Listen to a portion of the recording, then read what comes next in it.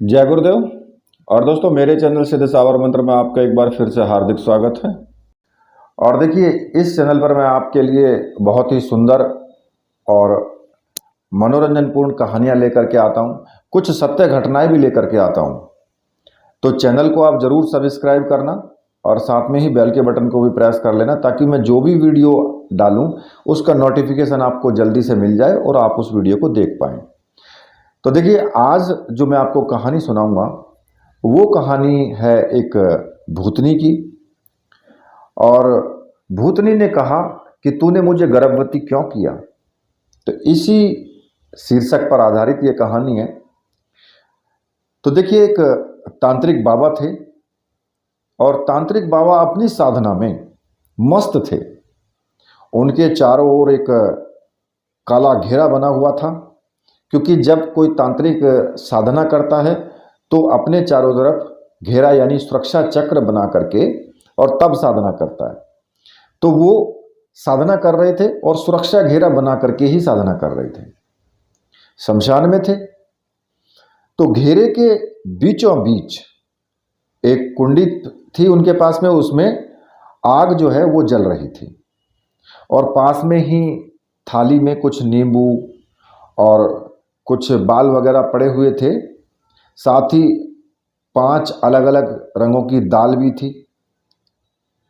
तो क्योंकि जब कोई साधना करता है तो पूरी सामग्री लेकर के बैठता है, तो वही बाबा जो है सामग्री लेकर के बैठे हुए थे, क्योंकि जो साधनात्मक रूप से जिस सामग्री की आवश्यकता होती है वही सामग्री उनके पास थी। अब जब वो साधना कर रहे थे तो होता क्या है कि वहीं चारों ओर जोर जोर से किसी के रोने की आवाज आ रही थी। कोई वहां पर रो रहा था।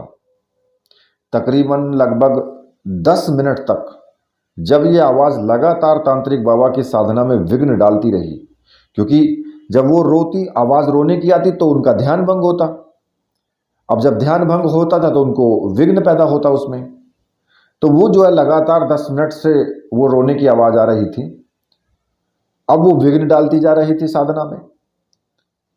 जब जाकर बाबा ने अपनी आंखें खोली, जब वे उनकी ध्यान टूट गया तो आंखें खोली उन्होंने आंखें खोली तो देखा कि सामने एक लाल साड़ी में एक औरत खड़ी हुई है, जिसने अपनी मांग में सिंदूर भरा है। उसके हाथों में भर भर के चूड़ियां हैं, उसके होठों पर लाली है और उसके माथे पर बिंदी थी। उसकी आंखों का काजल खून बनके उसकी आंखों से बह रहा था। उस औरत को देखकर बाबा ने अपनी साधना को जारी रखते हुए कहा कि बताओ क्या बात है, क्यों हर अमावस्या की रात तुम मेरे पास आकर मेरी पूजा में या मेरी साधना में विघ्न डालती रहती हो? क्या मैं इसका कारण जान सकता हूं? बाबा की बात सुनकर वो औरत रोते रोते बैठ गई और फिर खूंखार आवाज में बोली कि बाबा, मैं इस गांव में ही रहती हूं और मेरा नाम चांदनी है। इंसान की योनि को छोड़ने के बाद मुझे चुड़ैल की योनि में आना पड़ा, और चुड़ैल की योनि में आने के बाद मैंने कभी किसी के साथ गलत कार्य नहीं किया, क्योंकि इंसानी रूप में मैं एक पुण्य आत्मा थी।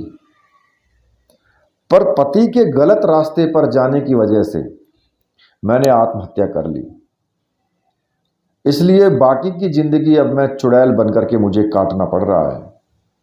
पर बाबा, अब मैं बहुत बड़ी दुविधा में फंस गई हूं। तो देखिए, आपको एक बात यहां पर मैं बता दूं कि अगर कोई साधक होता है तो वो साधक जब साधना करता है तो आसपास में जितनी भी प्रेत आत्माएं, चुड़ैल, भूत प्रेत जो भी होते हैं वो उसकी साधना में आते हैं, क्योंकि उन्हें लगता है कि उनकी मुक्ति ये व्यक्ति करवा सकता है। इसलिए वो आकर के साधना में आते हैं, क्योंकि उनको विश्वास होता है कि ये व्यक्ति हमारी मुक्ति कर सकता है, क्योंकि हर कोई आत्मा चाहती है कि हमारी मुक्ति हो जाए। तो इसी तरीके से वो चुड़ैल भी जो थी, उसने अपनी जो घटना थी बताया कि मेरे साथ एक घटना हुई है, उस पर ना तो मुझे यकीन हो रहा और ना ही आप यकीन करोगे। मेरी समस्या का जो हल है वो केवल आपके पास है। बाबा मेरी आप मदद करो।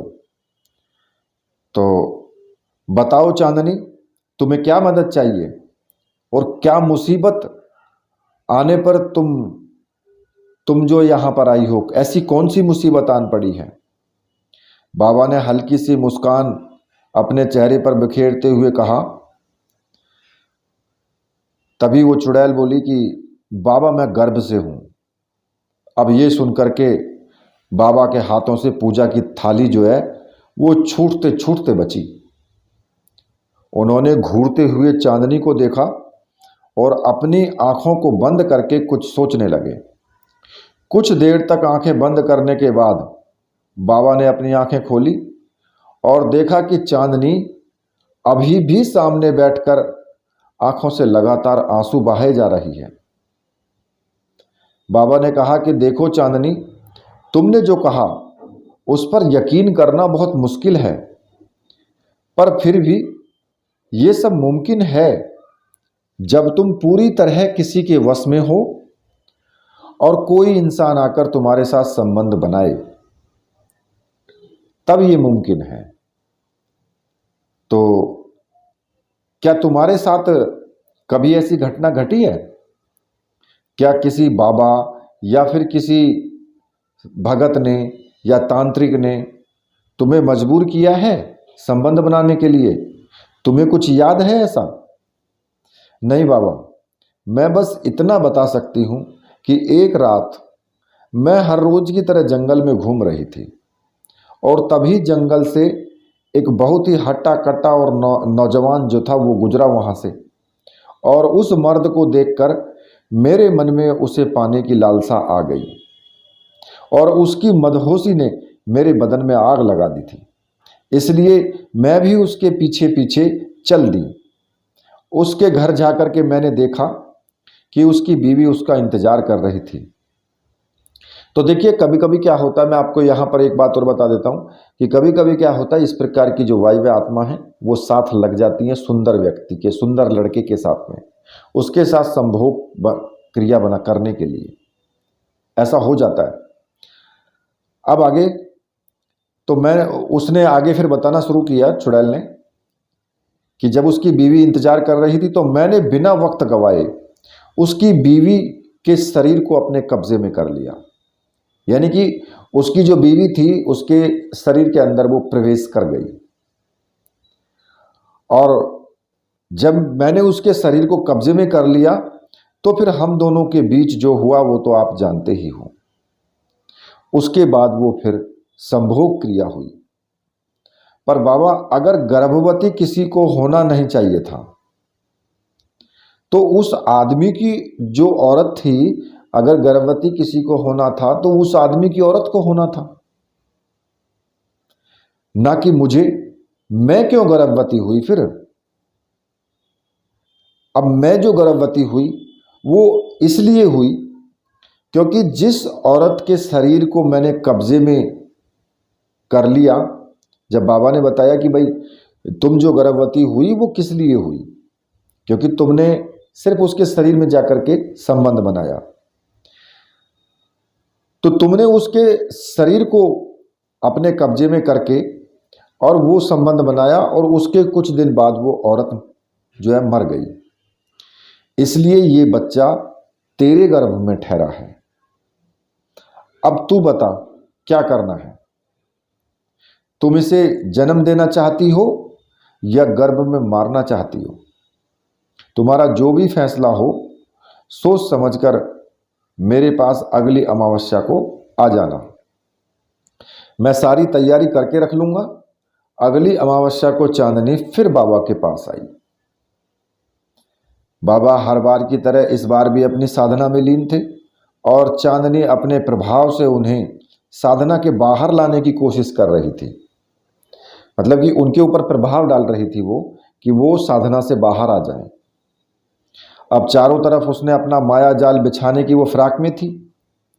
वो तो इससे पहले कि ऐसा कर पाती वो, बाबा ने अपनी आंखें खोल दी और चांदनी को आगाह करते हुए कहा कि नहीं, ये गलती दोबारा मत करना चांदनी, वरना मैं तो क्या, दुनिया की कोई भी साधु संत आत्मा परमात्मा, यहाँ तक कि तुम्हारा खुद का भी अस्तित्व तुम्हें नहीं बचा पाएगा। चांदनी रोते हुए उनके पैरों में गिर गई और बिलखते हुए वो बोली कि बाबा, मैं ये गलती नहीं करना चाहती थी, पर मैं चुड़ैल की योनि में हूँ।